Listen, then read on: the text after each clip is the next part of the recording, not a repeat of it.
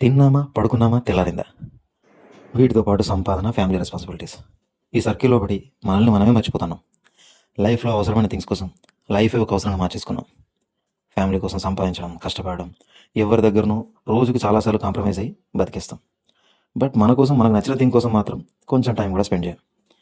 పొద్దున లేచిన దగ్గర నుండి ప్రతి విషయం మీద, చుట్టూ ఉన్న మనుషుల మీద కంప్లైంట్ చేస్తాం. కానీ నిజానికి ఒక్క క్షణం ఆగి ఆలోచిస్తే మన మీద మనకెన్ని కంప్లైంట్స్ ఉన్నాయో తెలుస్తుంది. అండ్ ఫ్రెండ్స్, పార్టీస్ ఇవన్నీ లేవా, ఎంజాయ్ చేస్తలేమా అంటే ఎవరి ఇండివిజువాలిటీని బట్టి వాటికి ఉండే ఇంపార్టెన్స్ ఉంటుంది.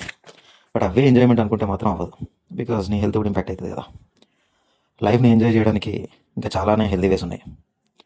Like travelling, book reading, learning new skills, spending your time with loved ones, అట్లా. So choose wisely. అండ్ మన పేరెంట్స్ అండ్ సొసైటీ కూడా ఎట్లున్నారు అంటే బాగా చదువుకో, మంచిగా సంపాదించు, ఇట్లా చెప్తారు.